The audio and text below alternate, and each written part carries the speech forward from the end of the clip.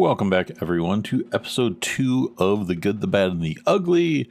I'm sticking with Jakobs until I'm done with Jakobs, and this time I am doing shotguns. Before I dive in, this is going to be a little bit different from the Borderlands 2 one, because there isn't a reliable save editor I can use like Gibbed to get perfect copies of the exact same gun, so I eliminate all variances. So I'm going to do this the best I can with the tools that we have. So there are different parts of the guns that can affect the guns, and I'm going to try to talk through those, but I'm not going to be able to have everything as clean as I did for the Borderlands 2 ones.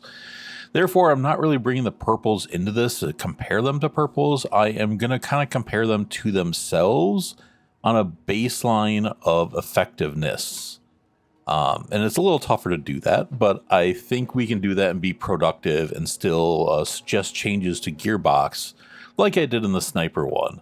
It's not perfect, but it's what we have and what we're able, or what I'm able to do at this point. And I think we can still raise a lot of good points about guns that need to be buffed and brought up, or hopefully no nerfs. So Jakobs shotguns. With all that said, Jakobs shotguns might be the best subset of guns in the game, in my opinion, right now. At least that I'm aware of. And by subset, I mean a manufacturer and a type of gun. So Jakobs shotguns, Order pistols, Vladoff SMGs, etc. There's 4 of these, and all of them are really good, and they all kind of do different things, which I like. Which means they can shine with different characters, with different builds, with different setups. And that's what makes these fun and interesting. 2 of these are very locked down, and 2 of these have a lot of part dependence. And I think part of the balance of guns is part dependence. So let's look through that and talk about these. So first we have the Hellfire. And why can't I look at this? Okay. So the Hellfire, with my first review, I said it needed a buff, and it got a 30% damage buff, and they made it always fire. Some people don't like the fact that they made it always fire because kinetic is so strong in this game. It really weakened it for Vex players.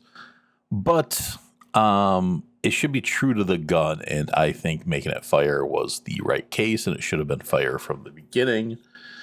Sadly, it was not. It's a 2 ammo per shot, 2 mags, so it's a 1 shot. But we know a lot of characters and other gear can extend that. 20% crit here, and I think these are all part locked. The next one that's very part locked is the Hot Slugger. Again, 20% crit here. This one looks a lot worse on paper.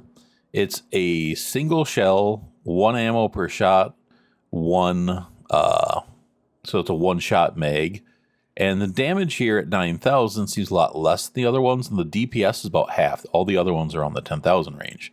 But the special effect on this is on kill, you get plus 30 damage for 10 seconds for a maximum of 3 stacks. This is very easy to stack to 3 stacks quickly, and when you do that, it's easy to maintain it, and this thing just wrecks everything. Short of bosses. This is more of a mobbing gun than a boss gun because it is 1 shot at a time, and then it's hard to maintain this on a boss if they don't have a lot of ads. But this is the mobbing monster. It just 1-shots everything. You get the Jakobs ricochet. It just clears rooms with ease, especially on Vex with her kinetic synergy. And it's a great bleed gun too, because you just crank this single damage so high. Vex can actually boss with this if you go into it with some kills, because the bleeds, or at least smaller bosses, you can wreck pretty quick with this. Like your Ripper's drill site bosses, for example, but maybe not like your end game bosses. It definitely won't be a raiding gun, but that's okay. Not everything has to be everything, and this gun is so powerful. Now we have the 2 ones with a lot of parts variances. We have the TK's Wave. So this one, you can get a bunch of different ranges of critical and damage. This one I have at 20%, about 10,000 DPS. It's a one-shot variance, but this thing can get all sorts of builds. I've had 3 or 4-shot ones. The parts on this can range greatly.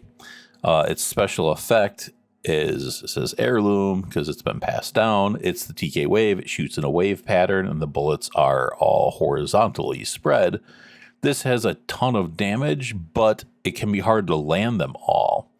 That's one thing I like about the Atlas one. You can put the Atlas dart on a big enemy, and all of them will converge and all hit, and then you get the full amount of damage, which you can see here is huge because, you know, the Hot Slugger is at 9,000. This thing is, if you land all 10, 23,000. That's quite big. And like you said, you can roll higher crits and stuff. I just have this one as an example because of the Atlas. If I go here to my backpack, I have more of these. So you can see this one's got less damage. Let's inspect this one. Oh, same crit. We have, is this the one? You can get Torg on it. So you can get all sorts of versions of this. You can see this one, you have more crit, you have the splash damage, and this one's a 4-shot. So the variance of this one ranges greatly. I really like the Torg. I like the Atlas. You can get a lot of parts variances on this one, and they can all be effective. I'm going to go back to an Atlas one for use case. And then we have the Rainbow Vomit, which has the lower DPS around 6,000. But this is the elemental one. So this one it's times 6. You can have 3 elements on it, and that can be any mix of really 3 elements, which is cool. I think all these I've seen have been 6 shots is 1 ammo per shot. You do have splash damage with it, which is very cool, which adds to it as well. And then you get the 3 different elements, and the damage can change greatly between like elemental immunities and that damage. This one I have a spread launcher on, which the spread launchers obviously do massive damage. It's not the biggest spread launcher you can get. They can get up to, I think, 31 or 34,000. But the spread launcher on this one, as you'll see later when I go into combat, it does work. It can one-shot a lot of bosses. So, you know, rather than carrying an extra gun with a spread launcher that you're only using for the spread launcher, if you're using this gun, you have a spread launcher on it, and if it's good enough, you know, saves you a slot. So this one works a lot better with the elemental stuff. This is obviously less good on Vex because Vex has all that kinetic synergy, where this one has got all those different elements. Even though it's listed as kinetic damage, it's elemental damage, and you can just do a lot of cool things. Dot builds can be really good on this. If you have certain things like Harlow has a lot of radiation and cryo synergy, you can add those to it. If you have shock synergy, whatever it is, you can find this in different elements. It can be a bit of a pain to farm up all of those different things, but big parts variance on this. So let's try to shoot all these and get an idea for how they're going to do. So shotguns are a lot harder than snipers because snipers are just kind of long range guns and the damage doesn't change. But because of the spread on these guns, your damage does change. So I'm going to try to do like close up, medium, far, and look at the damage of these guns. So I'm going to try to set them all up for the maximum sweet spot. So if we're going to the close range guy, as we got the dots there. So with the dots, we were getting up to about 50k. And the original shot was around 26k. It's kind of hard to see. 28k. So let's see the drop off here. 7,000. Should have waited till that got off. 17,000. If I go to the far guy, 15,000, 11,000, 10,000, 12,000. So that damage drop off is pretty severe on this. It doesn't do well. It's really a close range, like in your face shotgun. Now let's, why can't I switch guns? Oh yeah, because these guys, I always do that. We'll put them back to 5. So the TK's wave, as you can see, has this pattern, and then the bullets bounce. So you could bounce them into an enemy. You see there's no crit. So besides the Jakobs ricochet, you have a natural ricochet. So this can put bullets all over. The spread here looks a lot tighter, but you shoot wide. So, you know, 29,000 there. Oh, that was 2 shots. I gotta let it clear. 35. So there's no dot on this, but this can do quite a bit. If you go really 59 at point blank. Should have done that with a Hellwalker. Let's just go point blank to get a comparison. 44. So the wave's burst damage, if you're really close, is huge, but like I said, 11,000 there. The fall off gets pretty big. And then this guy still got 12,000 on him. I think that one was like 5,000. So it can be inconsistent at range, but this, for the spread, it does a lot better at range than you would think, which is pretty impressive. Now, if I put the dart on an enemy, so let's put a dart on his head so they land in the crit. Oh, that dart did not go there. For some reason it went below. Well, this gets you kind of consistent damage. Let's go again, and I'll just make sure it's on his face. Why does that not go on his face? That is weird. So, again, the tracker darts are pretty sweet. Let's try to make sure it goes on his head. It just goes there. But yeah, you can shoot over here and damage him. And that's why this is one of the best parts for this one. The bullets go everywhere, but with that tracker dart, they lock in. The next one is the Hot Slugger. So this one I can't proc the kills on. So you can see 23,000 just on a regular crit. And that doesn't really change on distance because it's one slug. Although for some reason I've been seeing that 10,000 is far guy. It's a single slug. It should be the same. I don't quite get why that sometimes is less. But yeah. And then, like I said, that just cranks up with kills, so that damage gets really high really fast. Wait, did I change his health type? Weird. Don't remember doing that. All right, so that's the Hot Slugger. It's pretty simple, but you can see damage-wise, it's the best long-range one because it is that single slug and it has really high accuracy and you're not missing as much. Which also makes it a lot more flexible for mobbing because all the enemies are not always in your face, and the Hellwalker just really drops off, and the TK wave can get inconsistent. Next one is the Rainbow Vomit, which again, this one shoots in an arc, so it can be hard to hit as many, and this is one reason why Harlow thrives with this. Harlow can just make everything a crit, so that it's a lot easier to crit with this thing. So let's just go kind of point blank here. It's hard to see this one without the dots, but as the dots add up, you get into the 30s. Because you do have... Yeah, you have all those jumping up. So there's a lot. I think they're all showing like 3,000s there. And this also depends if you're hitting the right ammo bar. So if I change his health type... And also, it has some self damage here if you go too close, because it is splash. But this thing does a lot of damage. I'm going to change that back to be consistent. But on these ones, so if you can still hit that crit, you can do a lot of damage. But it gets hard to hit that crit at range, as you can see.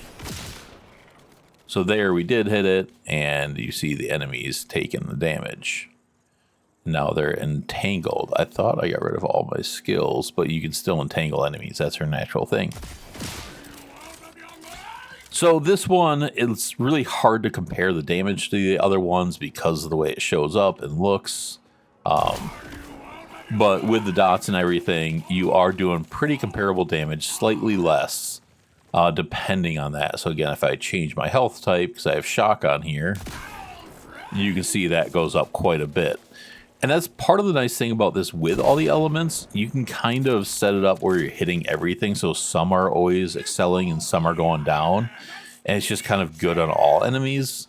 And, you know, Harlow can really add that because she can add cryo and radiation to it. So, like, I have cryo and radiation on here. But if I take those off, I could have fire, corrosive, shock, and then add cryo and radiation from her and hit for all 5 elements. And then you also have the ability, like I said, to hit the grenade launcher, which 122 there. I've had that up to like 250,000 on a really good hit where I crit them all. So the nice thing about this one is, like I said, you can change it to your grenade launcher and just do that massive single hit. Let's see if I can do a better one.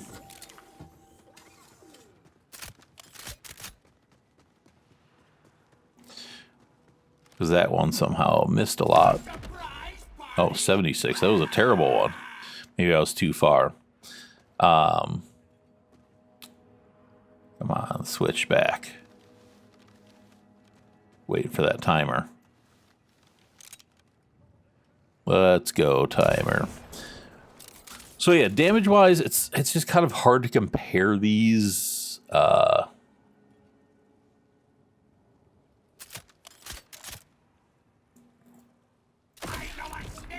Oh, 173. I don't know why I was getting that 250 before. Oh, I'm going to stop wasting money re-dying and respawning. So yeah, all these guns, in my experience, based on build and character, they all perform fairly equally. And I'll show you that with the combat. I'm going to go into Sydney arena and fight him and his mobs, because that one's flesh, and with the Hellwalker being fire, I didn't want to go into a vault with mostly armored enemies, to be fair. But all 4 of these guns really excel at what they do. They're all very powerful, and it depends on the build, and I think they're all very equal too. Like I said, on Harlow, I like the Rainbow Vomit more than the Hot Slugger, but on Vex, I like the Hot Slugger a lot more than the Rainbow Vomit.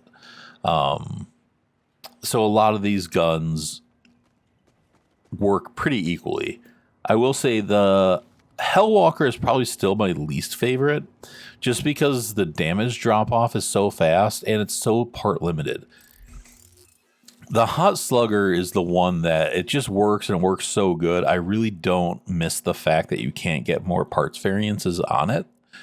But the Hellwalker, I think, could benefit from being more like the Rainbow Shotgun on the TK's Wave. And if we could get like the Atlas tracking dart so you can land everything on crit, or, you know, Torg explosive on it, or maybe even like COV, or some of these other parts could make it a lot more interesting if we're able to get some different parts variances. Like, I don't think Order or Ripper would do much for it, but there are some parts that I think could make this cool. Even like Tediore could be kind of cool on it, because then you just like chuck it after every shot. So there are some.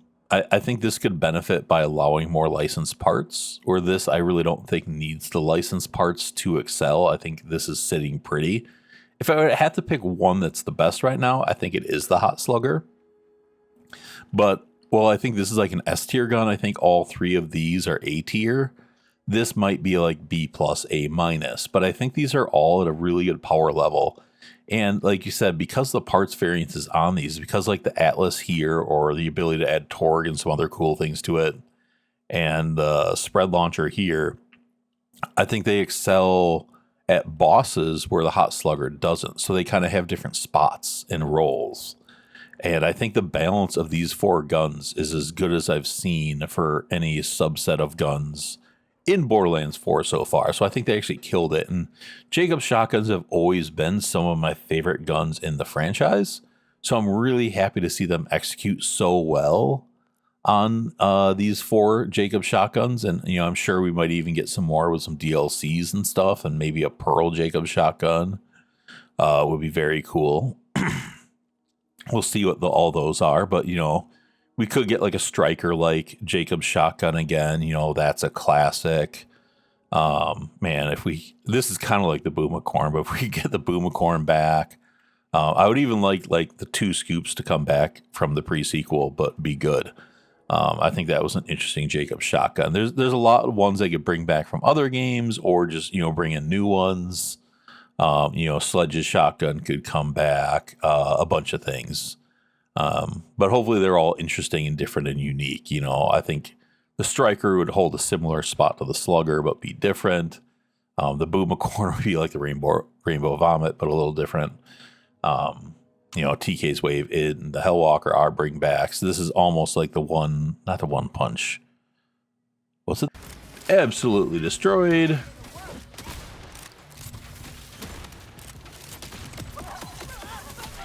Oh, Jesus. I haven't played Harlow in too long. Usually I'm more tanky with her. Okay.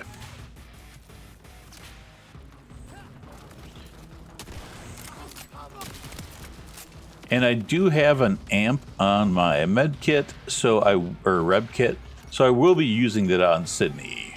This guy's just running away.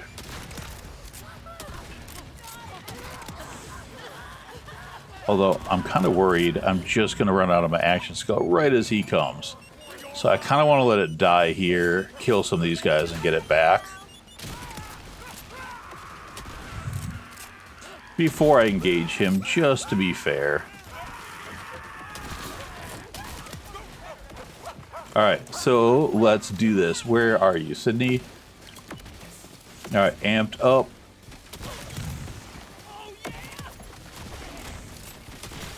Now, because he has a shield, it did not do a ton.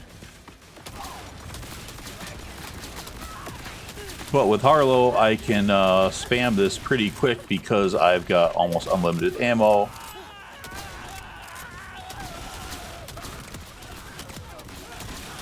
Which really cranks up the DPS and makes it work well. So the only trouble there was me being a silly goose, and holy crap, double drop. Seriously. Is that I don't even think that's his dedicated drop. And a cricket. Cool. All right. Let's go try the next gun. So the next one will be the Wave. And refill ammo. I don't need to start with my action skill.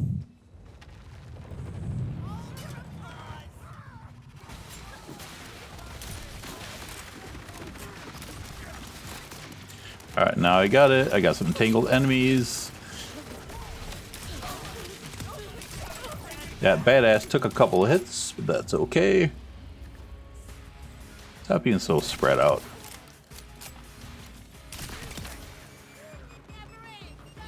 That guy is pretty far away. Where are some close guys? These enemies are not cooperating. So that's a good example of the power of this. That was a fairly large badass enemy, and he just went down hard.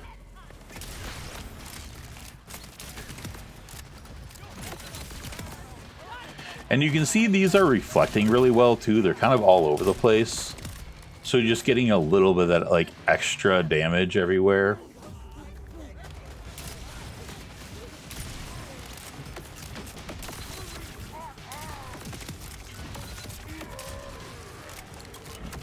Oh, I need to get a little healing here. What the heck? That just went through him. Okay. I think I need to work on my build's survivability. I just kind of redid my build, and I thought it was a good idea, but it's feeling a little bit on the weak side. All right. So let's... So you can see that Atlas effect is very awesome on this, and it looks like it ran out.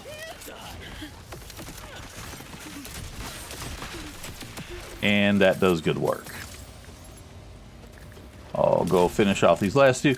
So this one is like a gun you have to work around a little bit because you have to be super close, but I don't feel like it was less effective than the Hellwalker.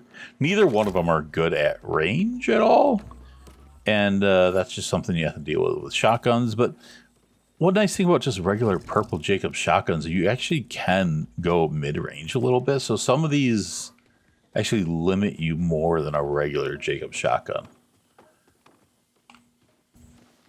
All right, so we got the Slugger next, and saving the vomit for last, it looks like. All right, action skill is back.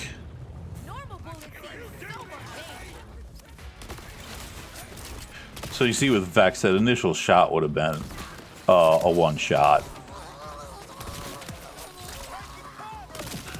So now I've got it going, and the reflections are going to go nuts, and the shared damage, and everything's going to die once you get this moving. It is amazing.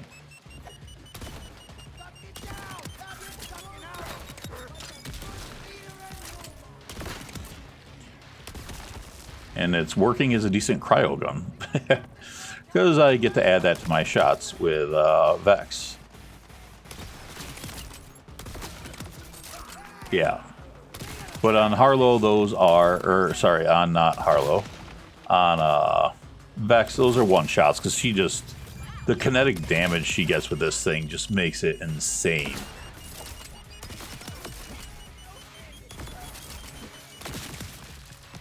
Oh, and I don't have my action skill. Get it back. Amp.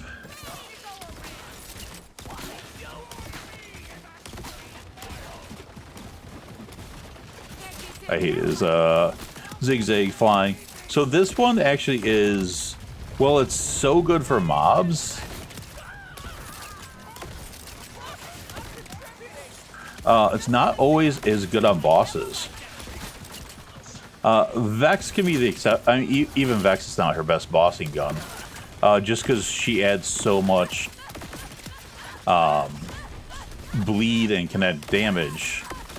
This is actually, for Harlow, the worst one at bossing, which is interesting. So, you know, best at mobbing, worst at bossing. I don't know if it's best at mobbing for her, but it's very good. Hey, the swarm. I really like this grenade, guys.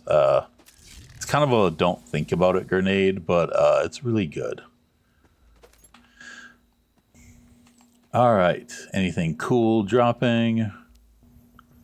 I thought that was a Jakobs shotgun for a second. I'm like, oh, that'd be perfect. Get a good purple Jakobs shotgun while testing these. All right. And the last one, the Rainbow Vomit, which I think Harlow probably does the best use of, just because she can make everything crit. And then it just puts out so many dots. We're on Vex and other characters, it's a lot harder to make this crit, and Harlow just kind of makes it easy mode. Why are they all running away from me? Like you saw there, you know, like, you know, hit his critical feat. And then Harlow also has a bunch of elemental synergies, and you can proc those with her with this. Nope, action skills out. And you can see it gets her action skill back pretty quick. Where are these enemies? Oh shit, that wasn't what I wanted. All right, let's get going.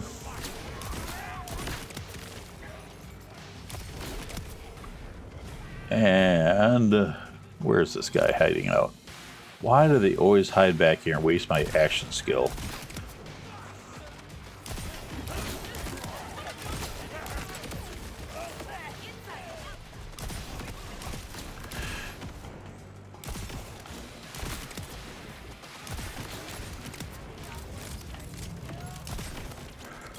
All right, and because this one has our silly grenade launcher, you can just do that.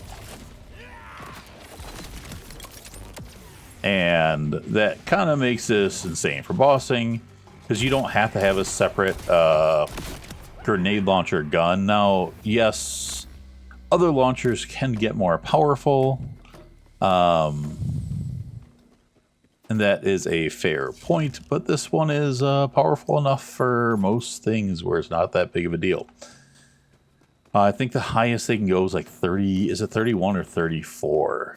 Where this is like 23. So they can get a lot stronger than this, the spread launchers. But like I said, it just gets the job done. So that's the 4 Jakobs shotguns. None of them are perfect, but they're all powerful and fun in different ways. And I don't really think any of them need any help. They're all stupid strong. They can all do crazy things, and I like that they're so different and have their different spots. You know, the rainbow vomit to the hot slugger, it's just, you know, this weird arcing elemental 3-element shot Jakobs shotgun to a single shot, you know, just crank up that damage single slug. You know, the Hellwalkers are fire only, pretty much like close up in your face, swallow the shotgun. And then the wave is, again, kind of similar to that, but it feels very different. And especially since it can get licensed parts like Torg, and get stickies, it can get Torg impacts, gyrojets, it can get COV, it can get a lot of different things that really change it. And that also makes it super interesting and different. So yeah, I feel like all of these have a place. They're all effective. I don't think any of them need any work or buffs or even tweaks. I mean, if they all got like a 5 or 10% buff, I wouldn't cry about it, but I don't think they're going to do that. Or unless the meta goes crazy and the difficulty ramps up, then maybe ramp these up a little bit. But right now, they all feel very good. They feel very powerful. Oh no. Internet lost. Yeah. So that's it. Let me know what you guys think about the shotguns. Who are you using, or what ones are you using on which Vault Hunter? What do you guys think of them? Do you think they're all in a really good place like me? Do you agree, disagree? Yeah, I wish I had like more complaints or more things to say, but like this is just like good ass gun design. The developers nailed it with the Jakobs shotguns. Like they're all amazing in different ways.